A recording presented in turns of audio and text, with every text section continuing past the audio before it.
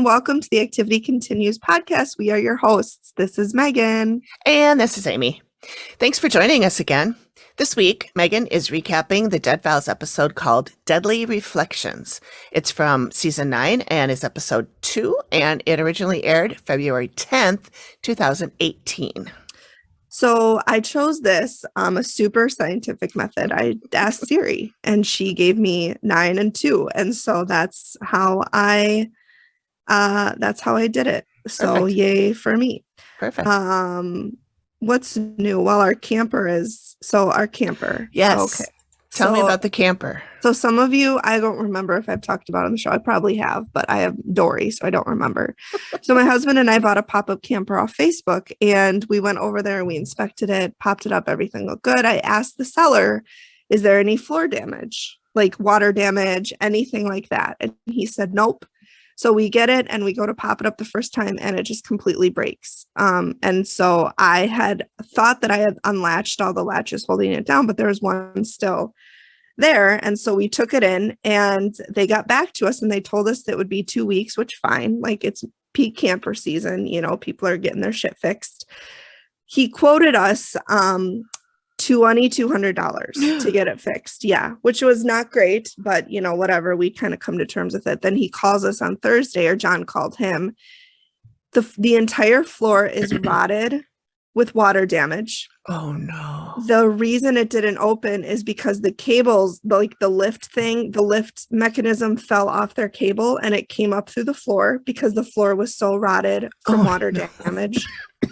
It's going to be $5,200 just to fix that. But the guy told us, because I called him afterwards because John had texted me and told me this, and I called him to get more details because John tends to be very like reactive, which in this case, I don't blame him. Mm-hmm.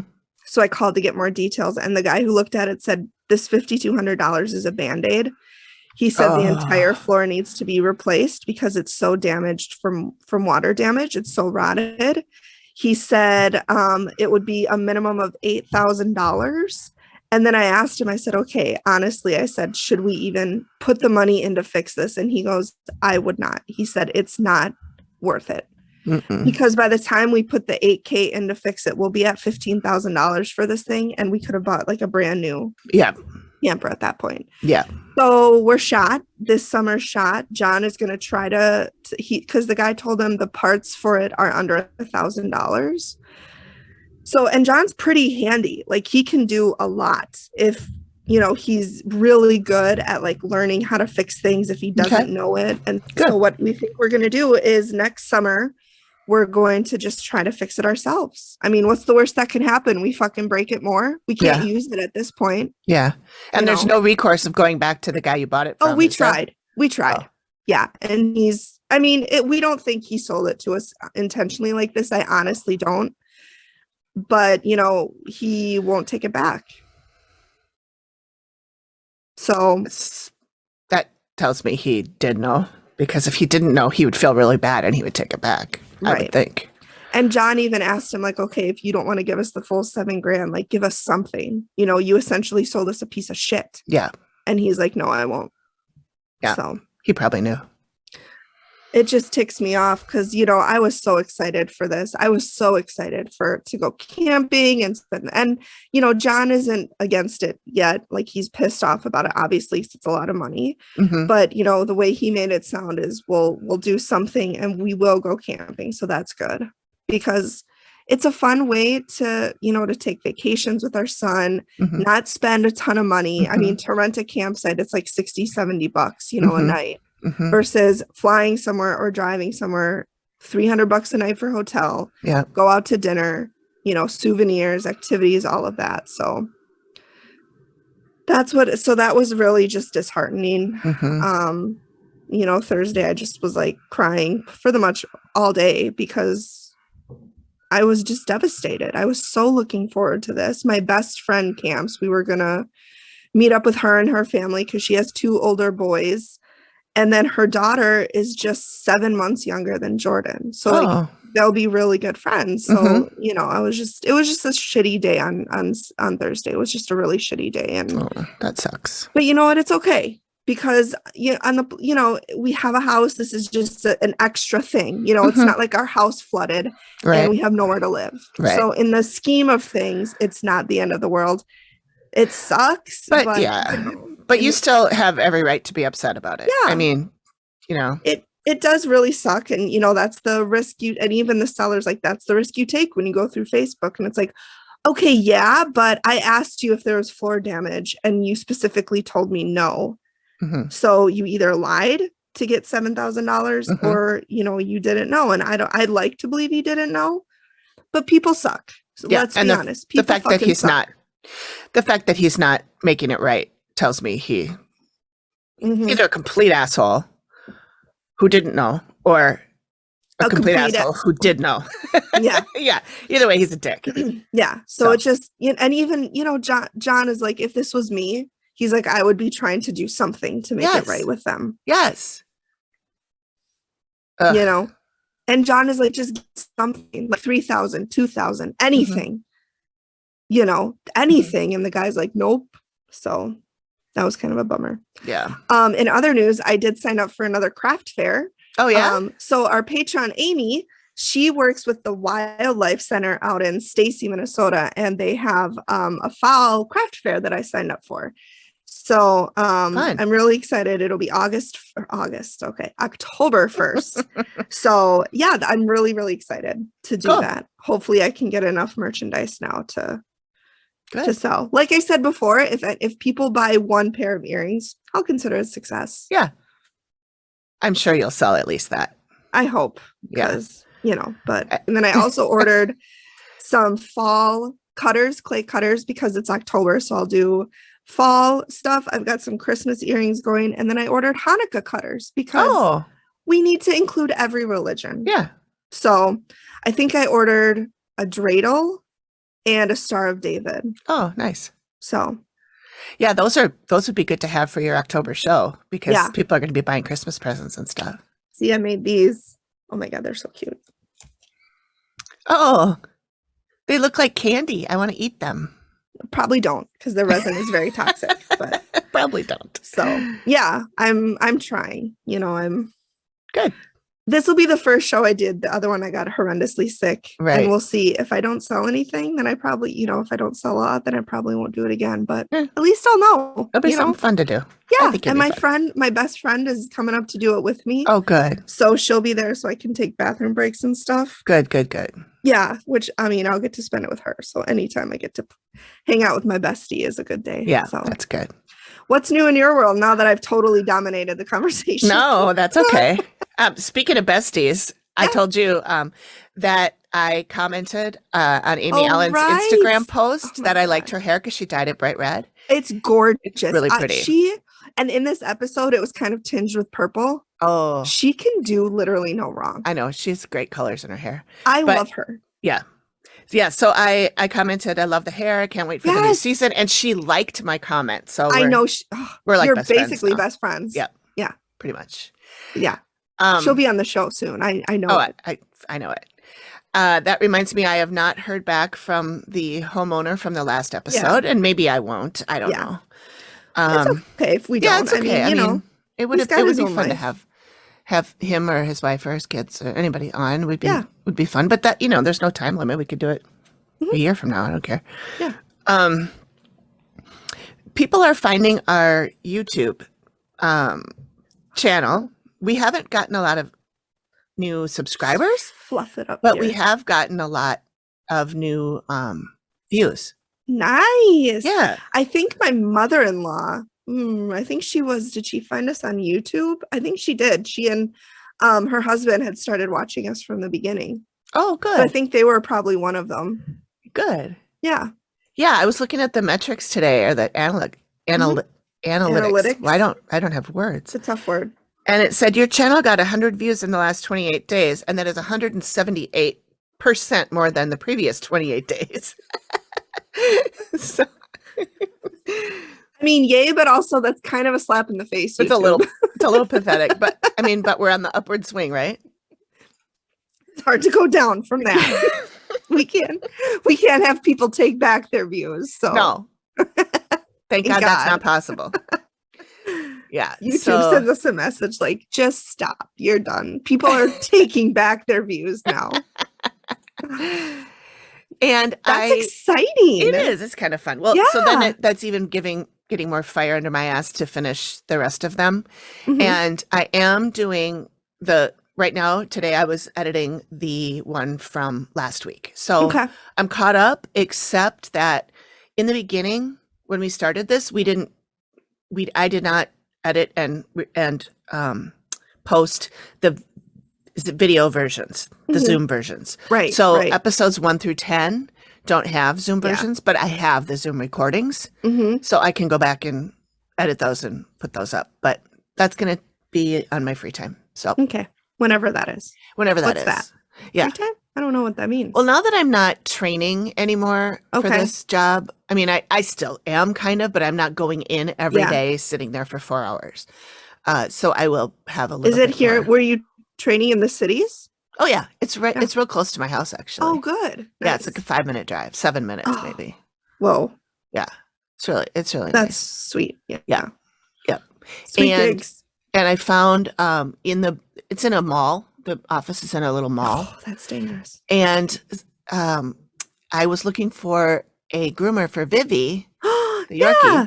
because we had a groomer and Huh? she just stopped answering my texts and emails. So I don't know what happened to her. Hope she's okay. Yeah, for sure. But yeah, so I couldn't make an appointment for Viv. So She looking a little scraggly. she's looking funny because her hair is growing all around her eyes and I can't see her eyeballs anymore. Like, Mom, she's very emo now. Yeah. She's like, Flipping her bangs. God, Her Mom. bangs stick out like this everywhere. I'd grab her, but I told Greg to keep her upstairs because she was Emo such a pain Vivi. in the ass last time. what? I hardly remember. You know what? She When I was rough. edited the audio version of the last one, Yeah. I had a little creative freedom Uh-huh. when you were singing your song and I was up looking for her Uh-huh. and I was like, Vivi, where are you? And then you'd go, where is Vivi? Amy can't find Vivi. And so I kind of like altered it so that it sounded like a song, like me saying and you chanting back. Send it to me. Did you? It's in the yeah. I it's just in the haven't gotten episode. there yet. Oh, okay. Yeah, it's in the episode. So yeah, I was having fun with that. I was gonna just cut the whole thing, but then your song was so funny that I just kept it all. And then I kept laughing when I was listening to it too, because Vivi's little noises. made me laugh. Every time you talked, She'd be quiet and I'd be like, okay. And then I'd start. that was the funniest part. Is I it's know. like she knew you were Yeah. trying to talk. Yeah. Why is my earbud not staying in today? Try to. Okay, so the other piece of business, I noticed today when I was looking at the stats in Uh-huh. our host that that 50% of our listeners listen on Spotify. That's insane. Yeah.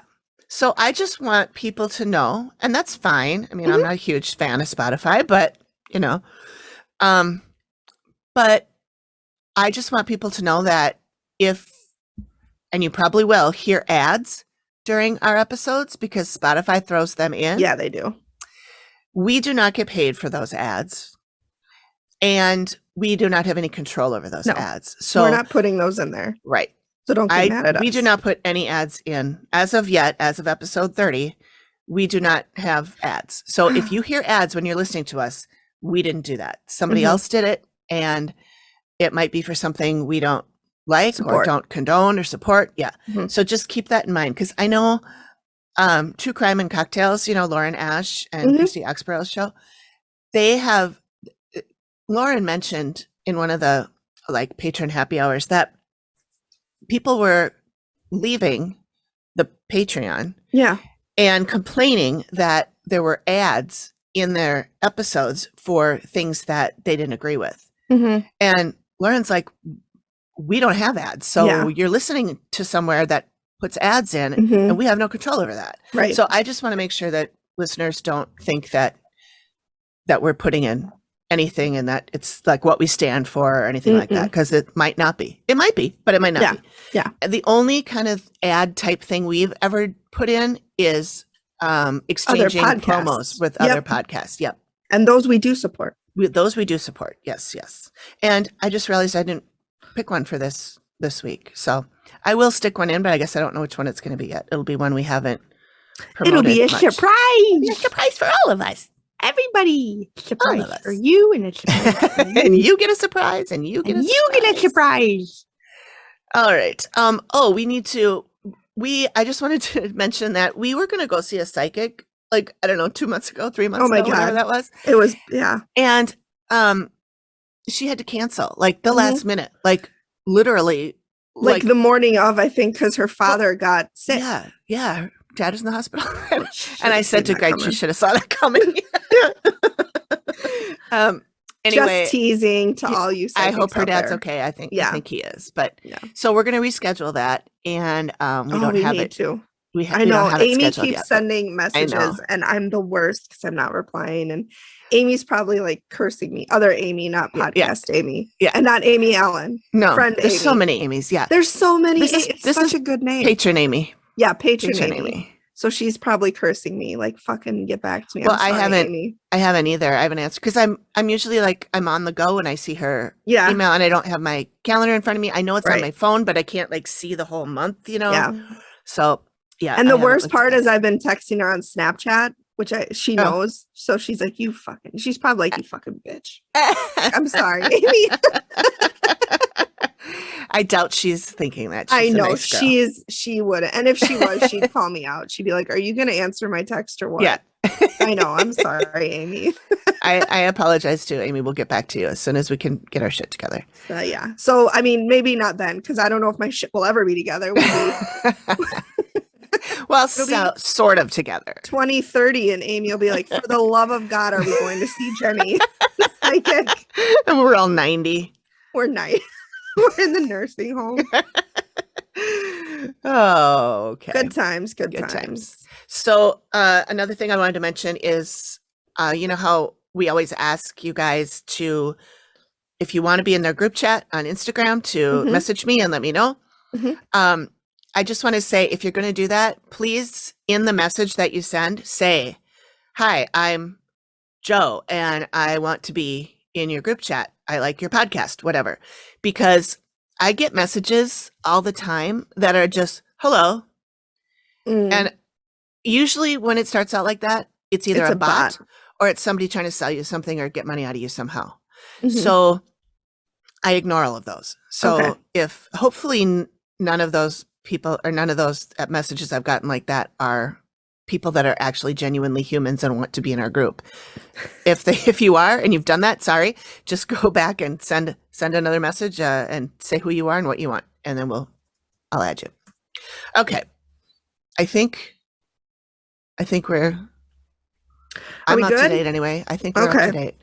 So content warning. There is a content warning of suicide mentioned both in the history and during the walk. So Amy mentions that somebody is suicidal in the walk. All right, let's get into it, you guys. This episode, I sobbed. Like, it was a really, really good one. It's just, you know what I have to tell you? I sort of told you earlier, but when I was reading your notes, I was like, this doesn't sound familiar. And I'm like, oh, okay, that sounds creepy. And I didn't read every single thing you wrote. I just kind of scanned it, but then I got to the bottom and I was like, oh my God, I remember this one now. It was so good. This is one that I think I talked about this in one of our earlier episodes, that I was thinking about covering this, but I was afraid it was going to be too sad. Oh yeah. Because I bawled my eyes out. Yeah. 100. Yeah. I'm texting during this episode. I texted Amy. Well, first, when I started doing it, I started at night on Friday because I was trying to be ahead of the time, and I had to stop because I was getting too scared. So then I put on some Hallmark movies, and then I finished it last night, and I'm texting Amy. I'm like, I am sobbing. Yeah. Like, it was so emotional. It was very. So we're in Waxahachie, Texas, and I actually had to write out the pronunciation of it because it's Waxahachie, but they say it Waxahachie, I think. Oh, they don't say the K sound? I didn't think they did. At least when I wrote it, I wrote Waxahachie. So if they do it, I'm really sorry. I've already fucked it up. We're 30 seconds. We're not even a sentence into my portion. So we're with Steve and Kim, who's the homeowner, and Kim thinks whatever is in the house killed her husband. Her daughter's moving back in, and Kim is like worried that it'll kill her too. So she called the team in to see like, can she even go into can her daughter come back in? Like, is it safe for her? So her husband, Angel, died of a malignant brain tumor at 45. And geez. Before moving into the house, he was perfectly healthy. Steve asks if when the experience started, and Kim says they started right away, but doesn't go into detail on what happened. They just kind of are talking about about, you know, what's kind of what has been happening, but not in terms of experiences, just kind of, you know, background a little bit. So Steve asked if they'd done anything to, you know, try to fix the experiences. And Kim said they had a team of paranormal investigators come to the house and do a blessing. She said after they did that, the atmosphere felt lighter, but it didn't last very long. So Steve asks her if she knows any history of the house. And she said a little bit. She said it was built in 1915 by a man named T.W. Burleson, who was actually struck by a car and killed across the street. Oh. So when Kim saw the house, she said she just fell in love with it. It was her dream. But, you know, he wasn't crazy about the house, but he told her, quote, "If it's your dream, it will be my dream." And so sweet. I know. And she feels responsible for his death. She feels like because she feels like whatever's in the house killed him, she feels like if she hadn't insisted they move into the house, that he would still be alive. Yeah.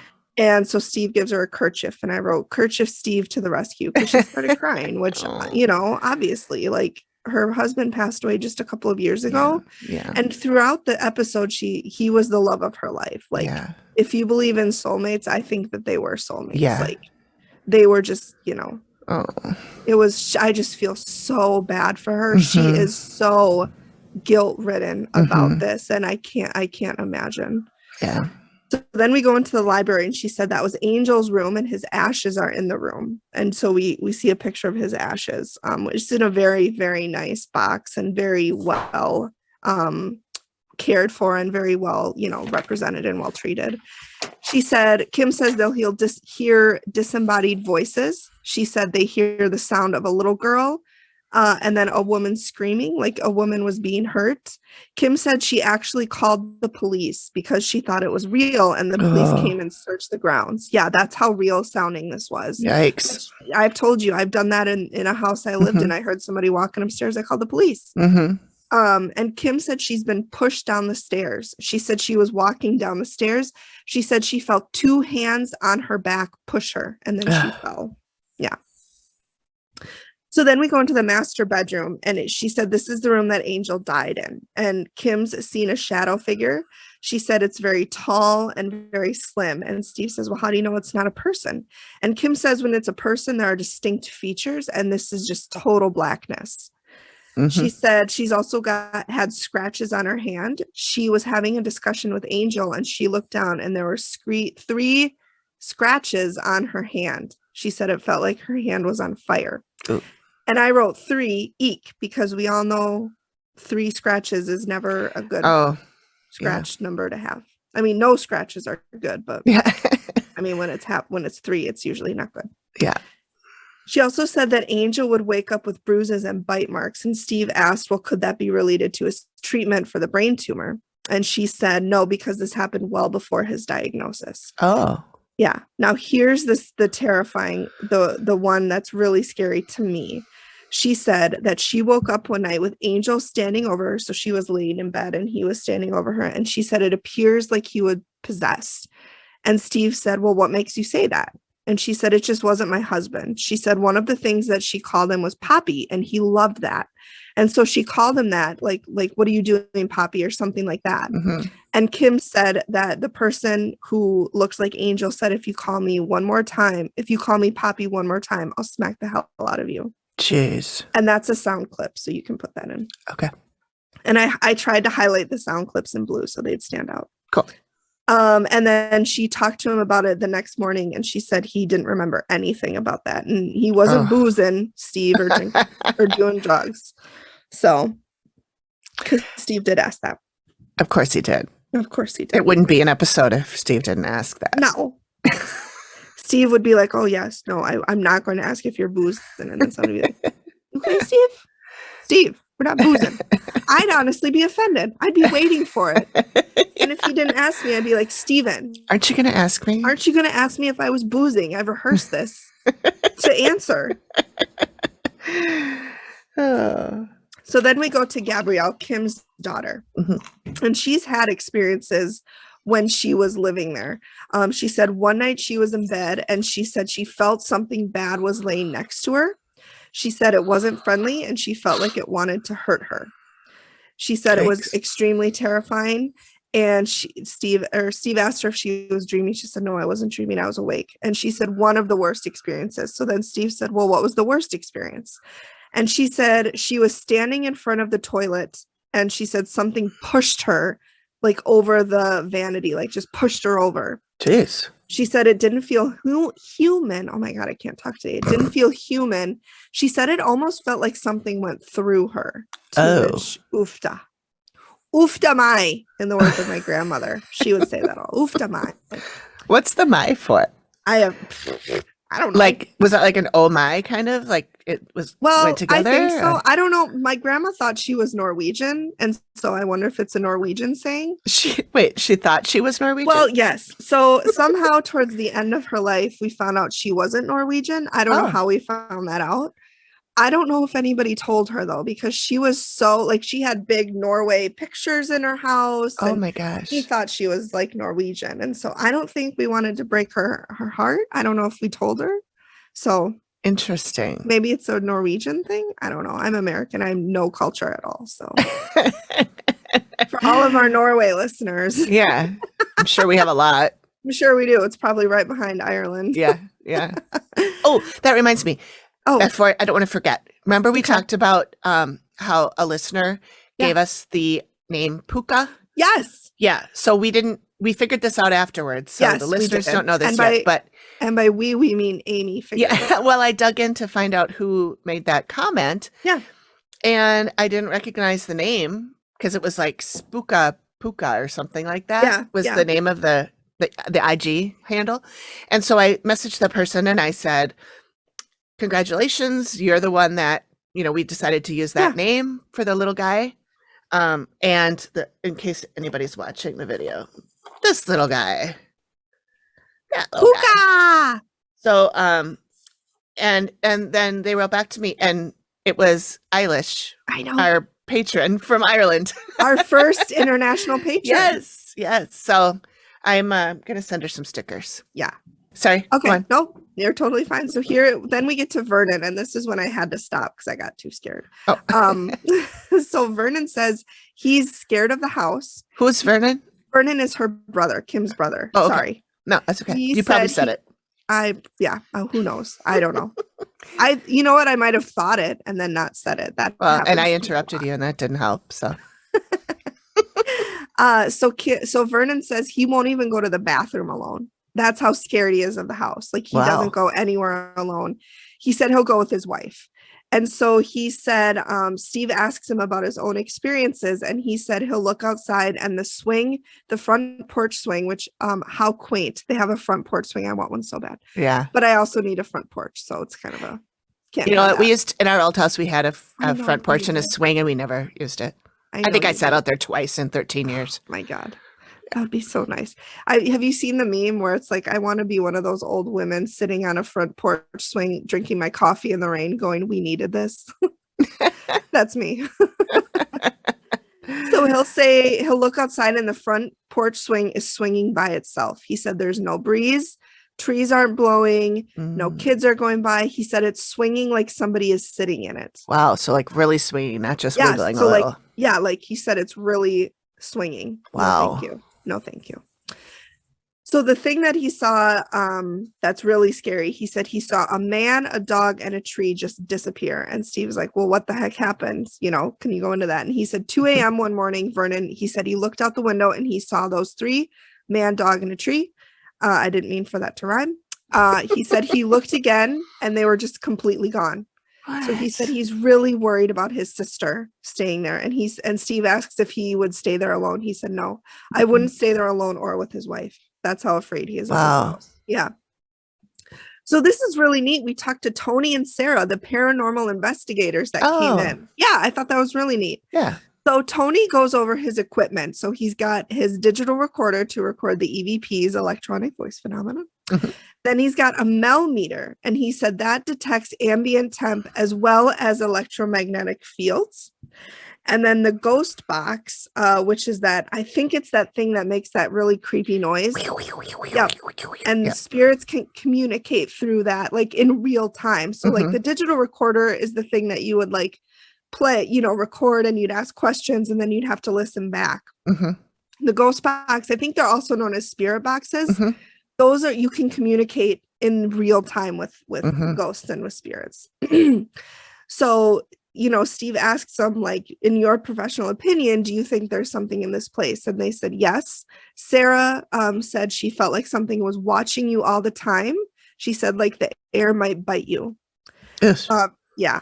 And Sarah agrees that whatever is in the house caused Angel to get sick and die, which Sarah, back off. Like, we don't need to make Kim feel any worse than she already does. Kim feels awful. Let's maybe not add on to that. Okay. Let's just kick back a bit.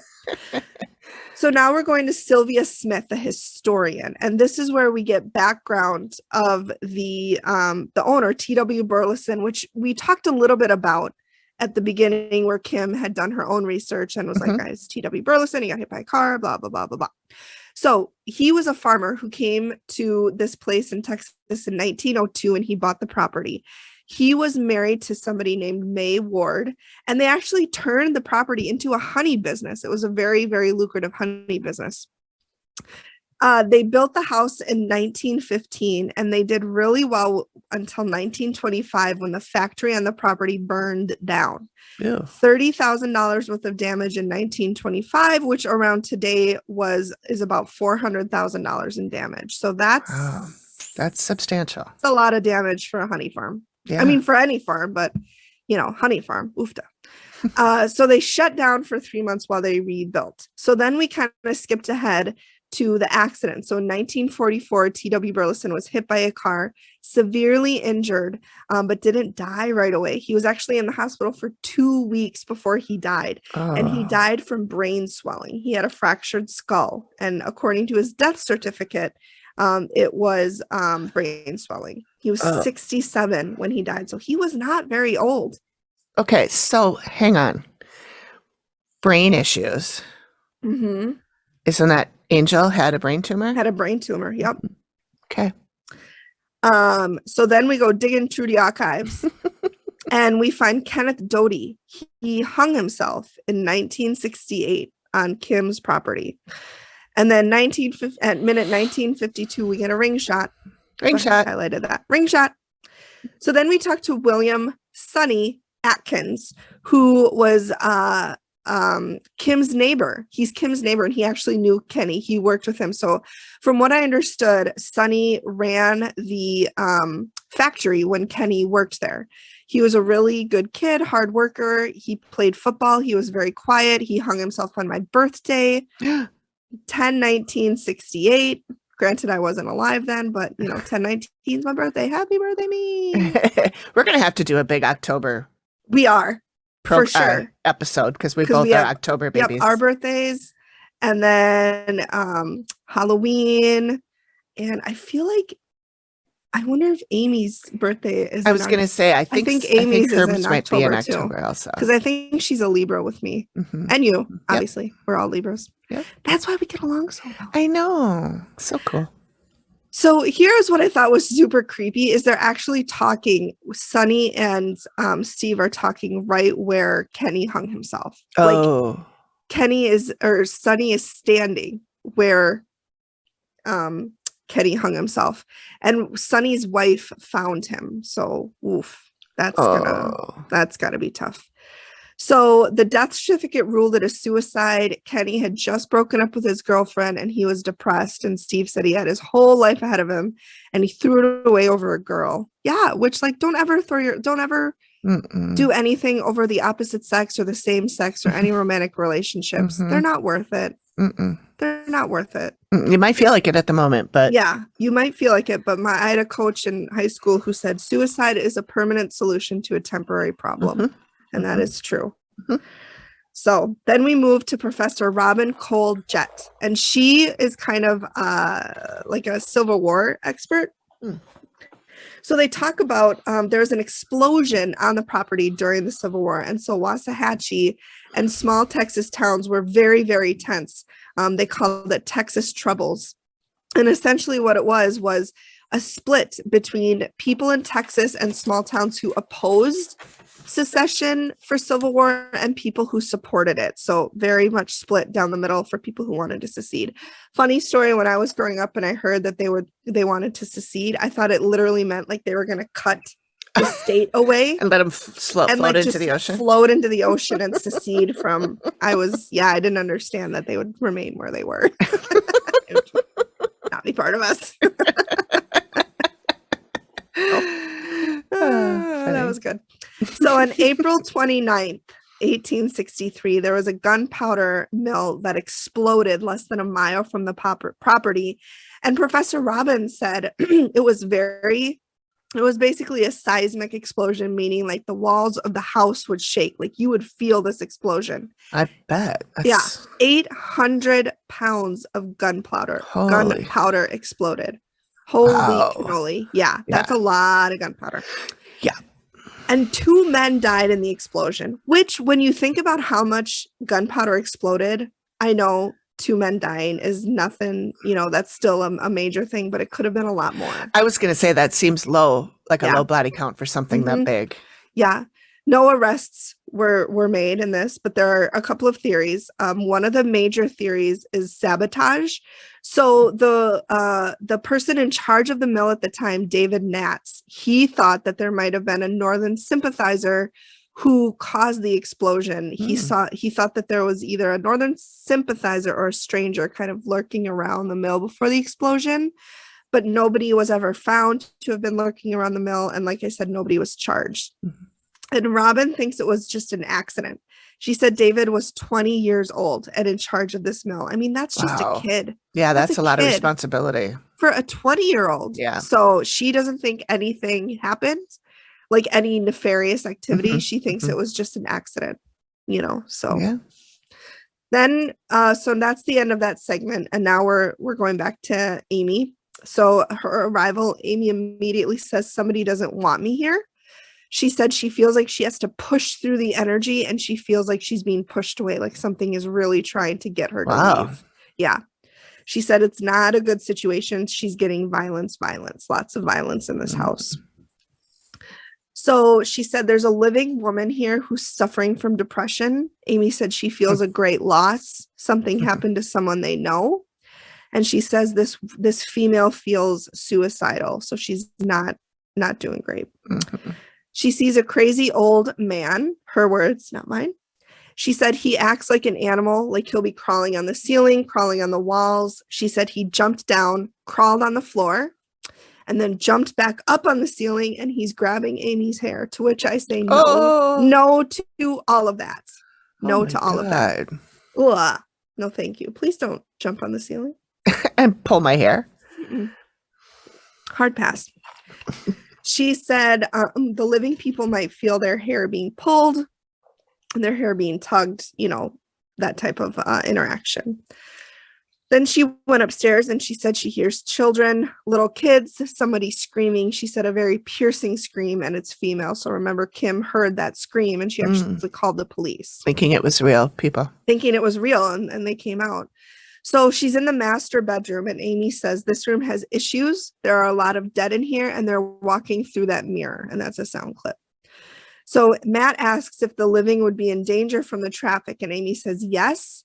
She said this place is extremely active. Amy said, I feel really bad, and she just kind of grabbed her head like she was trying to compose herself. Then we go into another bedroom. I'm not sure which one. I'm assuming it's the one that Gabby would stay in or that Gabby lived in. But she said something happened in here. She said she sees a male with a shotgun on his hip, dressed like a farmer.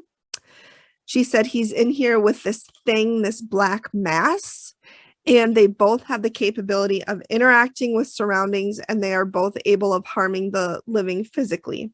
And Matt asks if Amy knows what they want, and Amy says, I'm hearing the farmer say, I want my house back. And at the end, Amy says that to Kim, and Kim says, well, he wants his house back. Well, he's not going to get it. To which I say, yes, Kim. So then we're in the kitchen, and she says there's lots of residual energy in the kitchen. She says it's overwhelming. Matt asks how the living would be affected. She said they would see things, they would hear a lot of things, and they said they might feel sick. She said Amy is getting very, very nauseous. Well, she said I am. She didn't say it in the third person. Amy is getting sick. And so Leon's getting larger. So one interesting thing that she said that I thought was interesting, which I just said that, so it's a little redundant. Spiritualism was practiced in the house from 1901 to the 1920s, which spiritualism was very, very big at the beginning of the 19th century.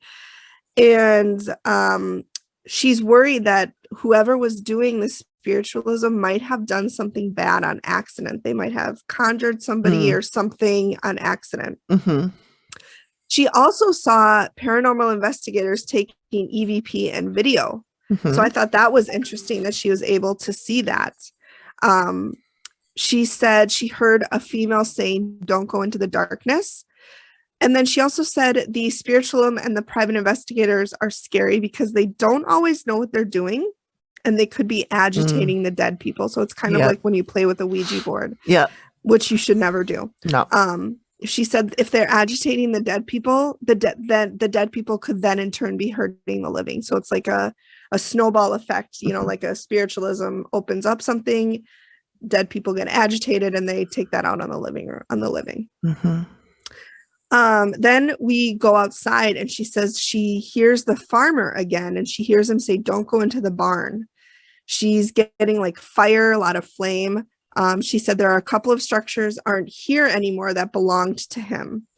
She thinks something bad happened to him. She gets the 1940s, and she felt her neck break. And she says it's very, very bad energy, and it's trying to make her sick. She said the living would not enjoy a large portion of the land. And I mean, this part of the walk was really hard for her because she was nauseous, shaky. She said it made her want to cry, really. She was just getting very, very depressed. Wow. Yeah.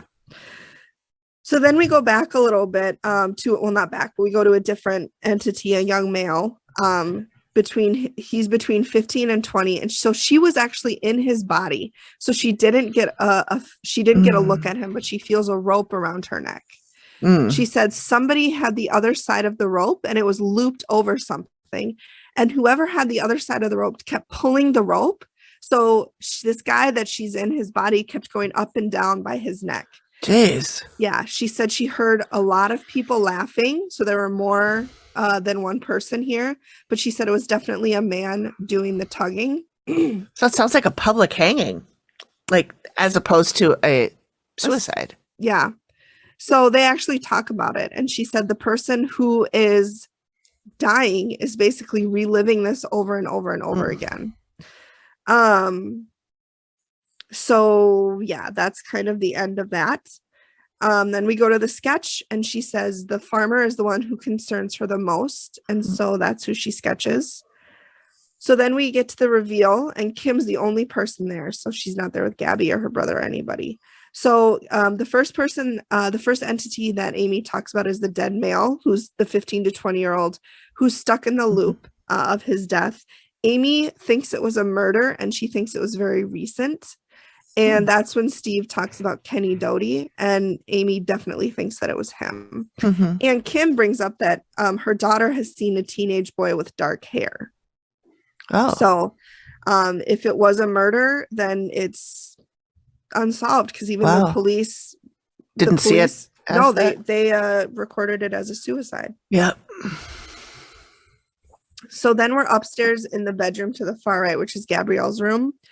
And Amy said there were two entities that concerned her. One is the black mass. She said it can be physically violent. Anybody in that room would have negative experiences. So this is when Steve talks about how Gabby said she felt something lying next to her and that she was pushed. And Kim just starts crying because Gabby didn't tell Kim. Kim did not know about this. And so she just is overwhelmed with sadness, I would assume, and, you know, guilt. And this poor woman, like, she has been through the ringer. Yeah. You know, she's not dealing with it well. No, she's not. Oh, it's just so sad. I just feel so bad for Kim. And then this is when Kim tells Amy how she got pushed down the stairs. She felt the 2-hand shover and she tumbled down the stairs. And Amy goes, "Wow." Yes, Amy, that is how I would react to. Wow. So then we talk about the farmer. He's in his 60s. She said on his hip he had a double barrel shotgun. She said he was going off about a fire outside, and Amy said she got that he died in the 40s. And so that's when and Amy said she asked him what he wants, and he said, "I just want my house back." And so that's when Steve talks about T.W. Burleson, and he put, you know, he's so staged, but he has a picture of him and he goes, "Is this who you think you saw, Amy?" And she goes, "Well, I had a sketch done." I love it when she does that. I know. Well, I had a sketch done. Funny you should ask, Steve, because I had a sketch done.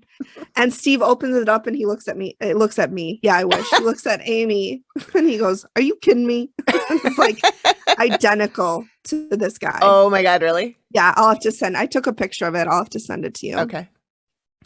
So that's when, so then we talk about how Amy saw people practicing spiritualism in the dining room.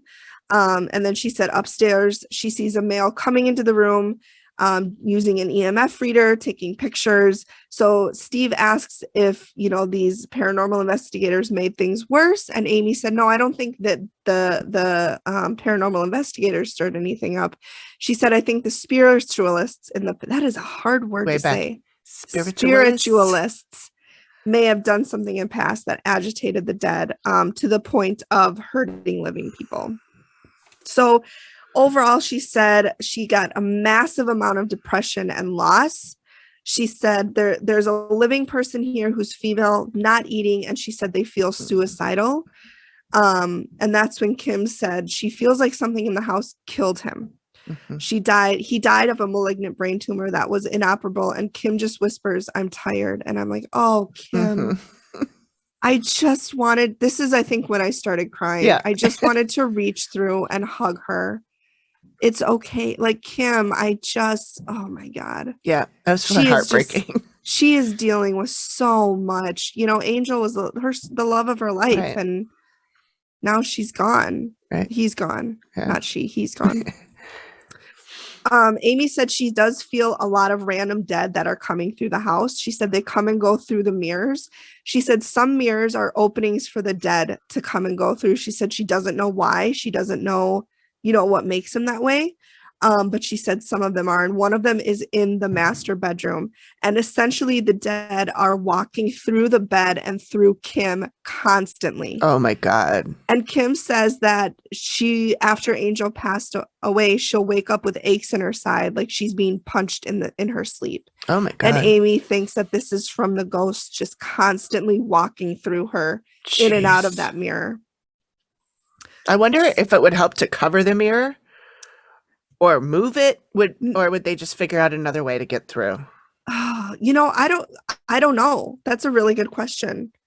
I think I don't know. Anybody knows, let us know. Yeah. Yeah. So the big question that they ask is, you know, Steve asks Amy, "Do you think the house made him sick?" And Amy said no.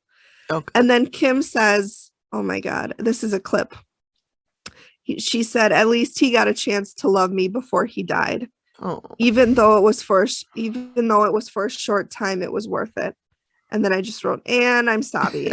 And sobbing. We're all sobbing. And then I wrote, "Amy cried. I'm crying. Everyone's crying." I mean, Amy cried. And Kim goes, "I made Amy Ellen cry." Yep. It was a really tough. It was tough. Like, even Amy had to turn away and wipe her. Like, oh my God. So then so we get to like what she needs to do. She said the first thing you need to do is take care of you. She said you need to see a psychotherapist who specializes in grief. Yep. And she said you need to go to a grief counseling group. And Kim's like, yeah, I probably do. She's like, I didn't realize I was so stuck in my grief. And oh, girl. I mean, I don't even know how she's functioning with that much loss that she feels. Right. Oh, so that was tough. So then in terms of the hauntings, she needs to move her bedroom ASAP. She needs to get out of there. She needs to remove both of the mirrors. She doesn't say move them. She says get them out. Yeah. And then she said a medium needs to come in and remove most of the dead, including the black mass and the farmer. And then Steve asks, can Gabby move in? And Amy said, I wouldn't have her move in right away. I would get this cleared. Yeah. Everything cleared out. So then the update is Kim followed all of Amy's advice. She is working through her grief and the activity has stopped. Oh, good. Yeah. So this was just Kim was such a beautiful person. Yeah. I remember that. She really was. She just was, she just wanted some peace. Mm-hmm. And whether or not she can get it now, at least it'll help her take a step in the right direction. Yep. And I hope she's dealing with her grief and as much as you can. I mean, people, not that I've suffered grief in this way at all, but I don't think you ever get over it. I think it's just something you learn to live with. Yeah. And I think so. You learn to live your life and you always miss that person. Yeah. So I hope Kim found happiness because I do too. That's one I would love to have an update on. I would too. I would love to know how she's doing. She was just a genuinely nice person. She was. And I liked her so much. I did too. I just cried. Like it was hard. It was really, but it was a good episode. Yep. So it was. All right. Well, thank you. That was a good job. That was good. All right. Well, thanks everybody for listening. Hope we didn't drag you down. Should we tell a funny story or something? On Thursday, I wore my underwear inside out and backwards all day. Your bra too? No, not my bra, just my undies. And I put them on, and I'm like, God, these feel weird. They were really high in the front and really low in back. I'm like, I was like, oh, it just must be a new style. Oh my God. And then I'm like, at the end of the day, I'm going to the bathroom, and I noticed that they're inside out, and then I'm like, oh my God, are these backwards? And sure as shit, they were backwards too. So if you're ever having a bad day, just remember you didn't wear your underwear inside out and backwards for a full day. Going, wow, my underwear feel weird. So I went all day a couple years ago with my I was wearing these pants that were like leggings with a skirt attached to it, Oh yeah, that's cute. And I had it on backwards. Like you went to the bathroom at the end of the day, and the tag is in the front, and I'm like, oh, you're like, huh, interesting. But were they inside out? No, see, they were not inside out. They were just backwards. Cute. That's funny. Yep. All right. Well, on that note, okay. Thanks everybody. Do you have the episode facing the right way, guys? Do you have the episode you're doing next? Yes. Okay, so I will be presenting Shattered, which is season 8, episode 13. Ooh. And I chose it because I looked at our spreadsheet that we have that lists all the shows, and then I highlight the ones we've done and when we did them and who did them and all that. Yeah. And as I was paging through, I realized we had only done one episode from season 8. So we don't want season 8 to feel left out. I know. Oh my God. Sorry, so I just looked at, I was in Discovery on my computer, and I just looked at all the little thumbnails of all the pictures for all the episodes. And the last one, season 13, was a really cool picture. Like it was creepy. Yeah. It was Amy and Matt outside near the car with the house behind them, and it was all, dark, of course, because it's the middle of the night. Yeah. And fog and blue light and creepy. It was just really creepy. And so I watched like the intro. And it looked really good. So, and it took place in New York, and I love New York. So, although it's a tiny, tiny little town, I can't remember the name of it, somethingville, but it's a little town of only like Amityville. No, it's not that one. No, It's a tiny town of like under 600 people. It's I don't even 500 think some people. that's in New York. I think Amityville is Massachusetts, isn't it? I thought Amityville was in New Oh, York. now I got to Google it. Okay, Google it. Amityville. I have no idea how to spell this. Let's see if I wrote. I did not. A-M-I-T. There's a Y some. A-M-I-T-Y. Ville. Oh, it is in New York. You're right. You're so smart. I just should never doubt you. I wouldn't go that far. Anyway, so that's what I'll be doing next time. Okay, that sounds good. And yeah. And now I won't have to watch the show at night in my basement. Yeah. Scaring myself. I will. But you're much braver than me. Yeah, Yeah, you are. That's okay. I guess. can admit it. I saw a meme today that it said at the end of horror movies, there needs to be bloopers so you can sleep after watching it. Yeah. I'm like 100%. Yes. Yeah. Do you remember podcast? I'm pretty sure that I introduced you to it when probably did when we were working together at the place that shall not be named. And it was called Judge and Jeremy. No, do you remember the two? That. You don't remember it? Oh, it was two Southern guys. Mm-hmm. And one of them kind of sounded like Matthew McConaughey, you know, that. All right. Yeah. And they would cover murder stories or spooky things. Mm-hmm. And they would always end every episode with like a funny story or a joke or something like that to kind of cleanse the palate because we should do that because it was their stuff was kind of gruesome sometimes. Mm-hmm. Yeah. But we'll start doing that. So you can start next time. Okay. Dad joke or something. Yeah. I got a lot of dad jokes, I think. Same. My dad was pretty funny. He was. Also, if you don't have any, just Google Mark Wahlberg and Will Ferrell telling each other dad jokes. Oh, okay. Here's one. What kind of detergent do mermaids wash their clothes in? I don't know. Tide. Oh.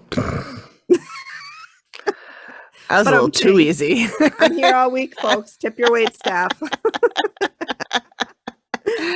right. I'm gonna go check on my offspring. Yep. Okay. All right. Sounds good. Thanks, everybody.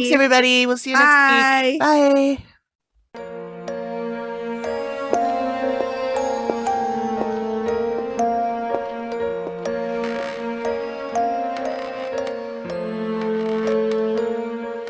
Thank you for listening to the Activity Continues podcast. We really appreciate you giving us your ears for a bit. Please reach out if you have a suggestion for which episode of the Dead Files we should cover next, or if you have a spooky story you'd like us to share on the show.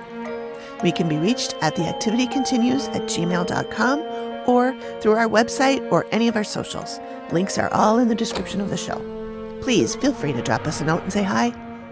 And join us next time when the activity continues.